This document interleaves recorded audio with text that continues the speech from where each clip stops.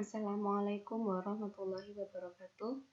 Kami dari kelompok 11, mahasiswa Teknologi Pembelajaran Universitas Negeri Malang akan menjelaskan VALU dalam definisi teknologi pendidikan tahun 2004. Adapun anggota kelompok kami adalah Beni Hari Firmansyah, Hendra Nelva Saputra, dan Tinasih. Teknologi pendidikan mencerminkan nilai-nilai dan fungsi yang terkandung di dalamnya. Nilai-nilai ini harus bisa memfasilitasi pembelajaran dan meningkatkan kinerja dengan cara menciptakan, menggunakan, dan mengelola sumber daya dan teknologi yang tepat. Dalam definisi 2004 tersebut menyebutkan bahwa teknologi pendidikan harus mencerminkan semua domain, yakni mulai menciptakan, menggunakan, dan mengelola. Fokus nilai-nilai yang ditekankan dalam teknologi pendidikan adalah orang-orang yang cenderung untuk membedakan bidang ini dari orang lain. Beberapa secara eksplisit dijelaskan dalam definisi, misalnya praktek beretika, meningkatkan kinerja, ketepatan, dan teknologi. Sedangkan nilai yang lain bersifat implisit.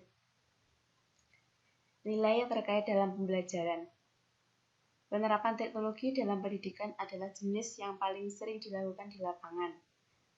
Ada 4 jenis nilai yang terkait dalam pembelajaran. Yang pertama, menganalisis dan meningkatkan proses pembuatan bahan ajar, menciptakan media dan lingkungan pembelajaran berbasis komputer, menggunakan media dan teknologi informasi di kelas, dan yang terakhir, mengelola semua yang terkait dengan pembelajaran.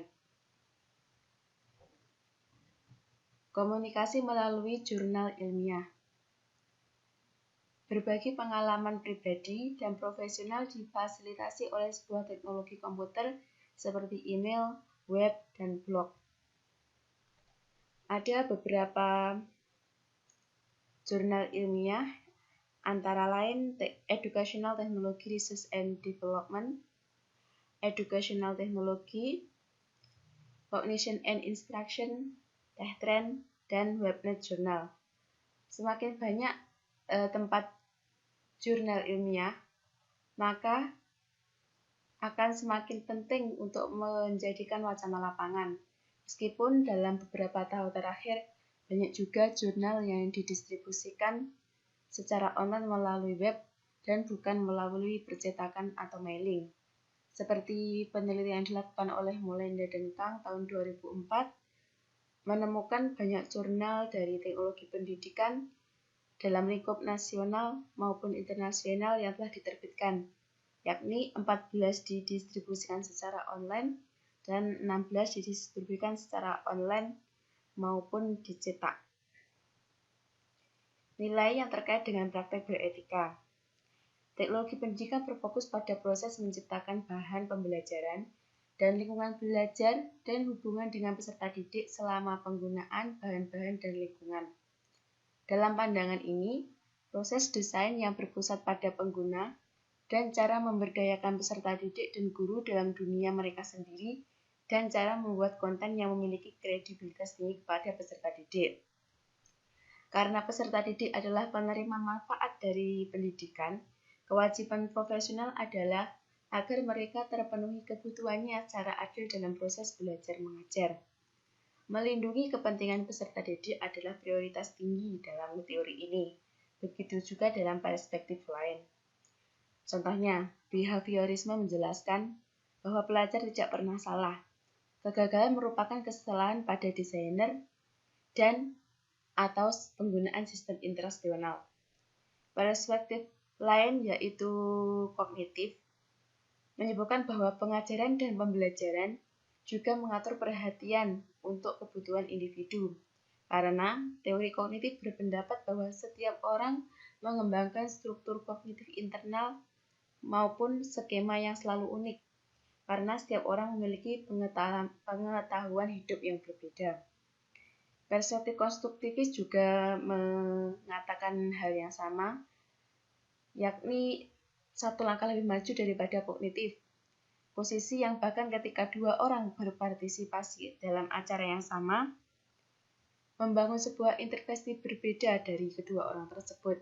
Dengan demikian, posisi konstruktivis menekankan biasa tentang perlunya melihat setiap peserta didik secara individual. Tentu saja, memperhatikan kepentingan peserta didik, kebutuhan peserta didik khusus, dan peserta didik dengan perbedaan budaya atau bahasa tidak terbatas pada penganut teori belajar dan pembelajaran di atas. Ini hanyalah sebuah contoh dari alasan-alasan untuk membentuk landasan yang kuat. Nilai yang terkait dengan fasilitas pembelajaran. Memberikan fasilitas yang lebih baik untuk belajar dengan cara menciptakan pengalaman, belajar, dan menyediakan lingkungan. Peserta didik lebih termotivasi untuk belajar, maju lebih cepat, mampu menerapkan pengetahuan mereka dengan lebih baik, dan mempunyai pengalaman yang lebih baik. Teknologi pendidikan memiliki misi tersirat untuk membantu orang belajar dengan lebih baik. Bisa juga melalui intervensi dengan orang lain yang tidak memiliki kualifikasi pendidikan yang sama. Memberikan fasilitas pembelajaran yang lebih baik inilah yang akan memotivasi peserta didik untuk terus belajar. Teknologi pendidikan melakukan ini melalui teknologi dengan menyediakan akses ke lebih banyak orang dan mendorong tingkat belajar yang lebih efektif. Nilai terkait untuk meningkatkan kinerja. Teknologi pendidikan berasumsi bahwa hal-hal yang harus diperhatikan adalah efisiensi dan efektivitas kinerja. Efisiensi dan efektivitas berkaitan dengan tujuan pembelajaran, sedangkan kinerja berkaitan dengan kinerja peserta didik, kinerja guru, dan kinerja organisasi. Yang pertama, kinerja peserta didik. Sebuah sifat yang terkait dengan pembelajaran yang mendalam adalah kemampuan untuk mentransfer pengetahuan baru untuk situasi baru, terutama yang di luar lingkungan belajar.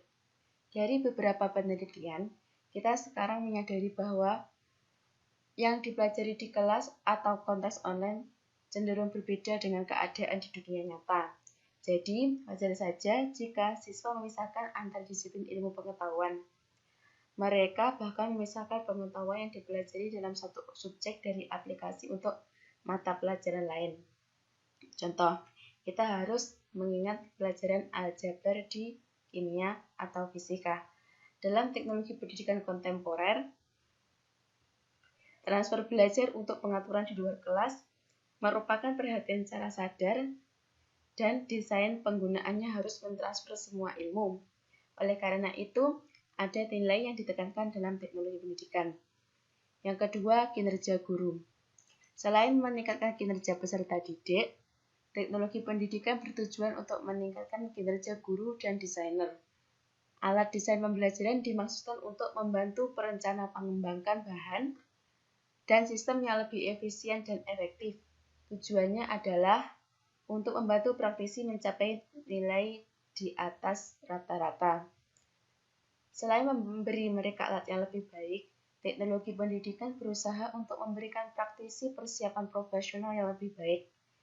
Ini berarti misalnya penggunaan tugas otentik, penilaian otentik, pengalaman magang, dan mengadakan pelatihan, sehingga membuat lebih mungkin untuk mentransfer ke praktek dunia nyata. Yang ketiga adalah meningkatkan kinerja organisasi. Selain meningkatkan kinerja peserta didik dan praktisi, teknologi pendidikan bertujuan untuk meningkatkan kinerja organisasi itu sendiri. Terutama hal ini dengan meningkatkan produktivitas program pembelajaran, membantu orang dalam organisasi mendapatkan keterampilan baru dengan lebih cepat dan dengan biaya yang minim, sehingga menghemat waktu dan uang untuk organisasi. Tapi ada cara lain untuk meningkatkan kinerja organisasi di luar pelatihan. Misalnya, orang-orang dalam organisasi dapat membantu orang lain untuk menjadi lebih produktif dengan mendapatkan alat-alat yang lebih baik, memiliki kondisi kerja yang lebih baik, yang termotivasi untuk bekerja keras, dan memiliki akses ke alat bantu pekerjaan. Nilai yang terkait dengan menciptakan, menggunakan, dan mengelola. Teknologi pendidikan percaya bahwa keputusan yang dibuat dalam penciptaan, penggunaan, dan pengelolaan sumber harus didasarkan oleh pengetahuan yang diperoleh secara empiris. Ini artinya bahwa seorang desainer instruksional harus menempuh pendidikan yang berkualifikasi agar dapat mempertanggungjawabkan segala sesuatunya secara empiris. Seorang teknolog pembelajaran atau desainer tidak boleh hanya sekedar cut and paste, copy and paste, tetapi harus menemukan solusi yang baru dan materi yang baru. Proses nilai yang tepat. Proses dan sumber daya dimasukkan untuk dimodifikasi dengan istilah yang tepat, yang berarti kesesuaian dan kompatibilitas dengan tujuan yang dimaksud dan pedoman etika. Ada 4 hal yang perlu diperhatikan. Yang pertama, proses kerja, teknologi, sumber spesifik, dan yang terakhir, nilai terkait teknologi. Proses kerja yang sesuai ditangani oleh standar etika yang memerlukan penggunaan praktik profesional, sama seperti dokter. Ketika mengikuti standar perawatan, maka harus memahami dan melakukan prosedur sesuai dengan kode etik profesinya. Yang kedua, teknologi. Teknologi yang berbeda dapat dievaluasi dalam hal kesesuaian untuk kelompok usia tertentu atau untuk mengatur sosial ekonomi atau budaya tertentu.